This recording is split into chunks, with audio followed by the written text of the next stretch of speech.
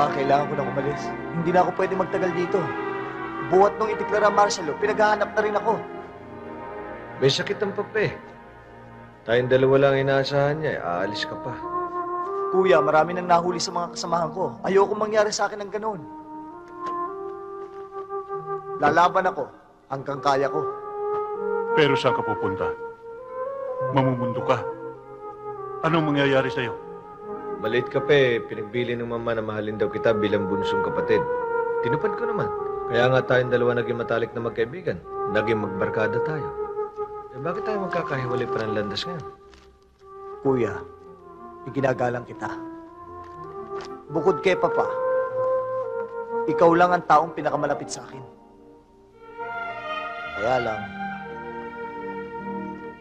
sundalo ka. Aktivista ako. Alam kong darating ang ganito sandali.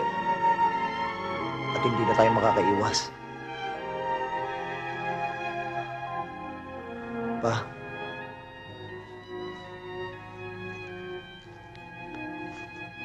Pa, sorry ho. Ayoko na kasing bigyan pa kayo ng mas malaking problema eh. Sana ho maunawaan niyo ako. Palakas ka pa. Kuya.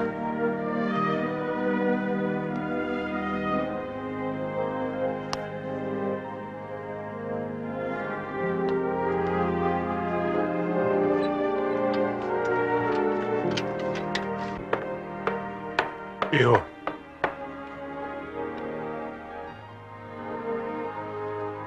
Pagkakahiwalay kayo.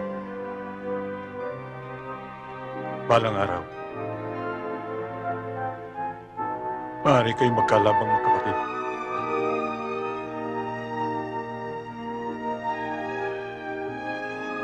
Kayo na lang dalawang natitira sa akin. At ayokong mawala ang sino man sa inyo.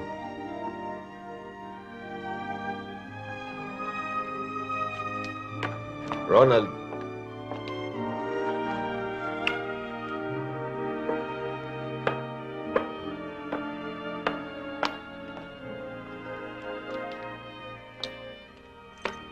Mag-iingat ka. Ikaw rin, Kuya. Sana huwag tayong magkatagpo hanggat nasa magkabilang panig tayo. Sige.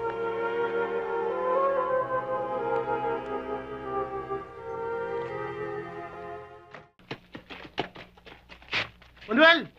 Manuel! Si Ariel! Kabayo! Eh, pinagpapawalan ko eh. Ako pa yata ang gustong pagbalingan eh.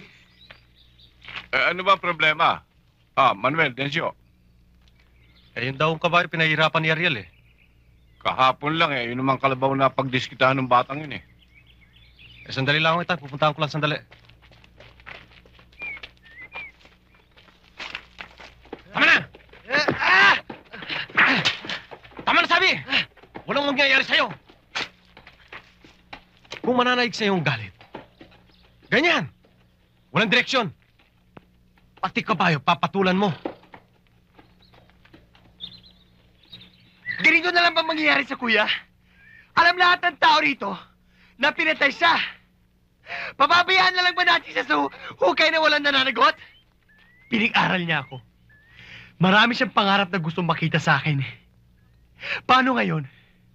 Kahit makatapos pa ako, kahit gaano pa kagandang gawin ko, makikita pa ba niya? Manuel, kaibigan mong kuya, tulungan mo siya. Ikaw lang makakatulong sa kanya. Gusto kitang tulungan. Pero hindi sa parang iniisip mo. Total, ulila ka ng lubos. Doon ka na sa amin tumira. Magiging magkapatid tayo. Hindi yun, Manuel. Alam mo kung anong gusto kong mangyari. Ba't ayaw mo labanan si Lorenzo? Takot ka ba sa kanya? Bakit hindi mo gamitin sa kanyang kamagong? Tuwag ka, Manuel. Tuwag ka! Wala akong kinatatakutan. Dapat igalang ang pasya ng matatanda. Hindi dapat manaig ang puot. Larong Maginoo ang arnes, Ariel. Magino, hindi dapat manaig ang galit. Anong ginawa ni Lorenzo sa kuya? Naging Maginoo ba siya?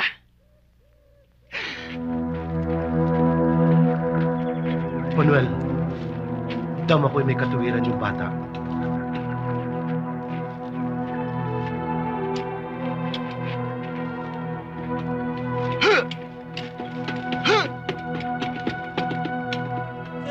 May bonus na tayo! Sigurado yun, pare! Sige, tikat dito ah! Hiya ka! Bilisan mo! Bilisan mo! Magnanakaw na naman kayo! Bakit pati kalabaw ko pinakalaman nyo? Mukhang makikita! Sige, lumapit ka!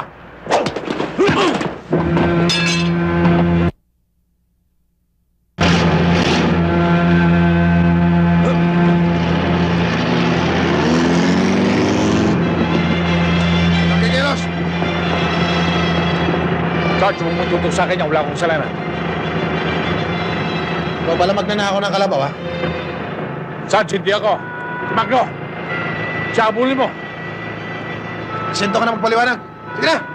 Sarento, ako ang tatay ni Oscar. Bakit niyo kayo iwanan dito? Bawal naman talaga pumanik dun eh. Pagbibigyan ko lang si Luseng. Pwede ho ba isama natin siya, Sargento? Sama ako.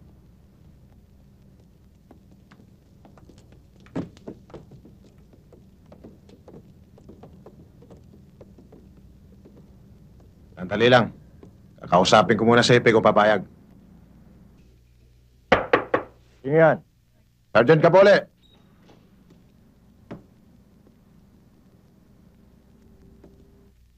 Nandun sila Luseng sa labas. Oy, ayusin to.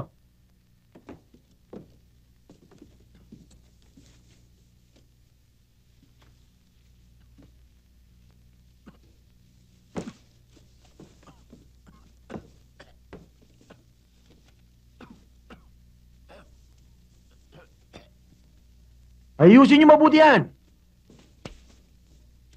Hoy, alisin niyo mga timbar yan. Pati ito tago mo. Kapule, sabi mo kay Lusing, magkita kami sa kwarto ko. At doon kami mag-uusap, ha? Yes, sir. Okay ba sa'yo, ka? Walang niya kay Hepe. Huwag mo siyang pakikialaman. Huwag mo siyang gagalawin. Bakit? May magagawa ka ba? Ha?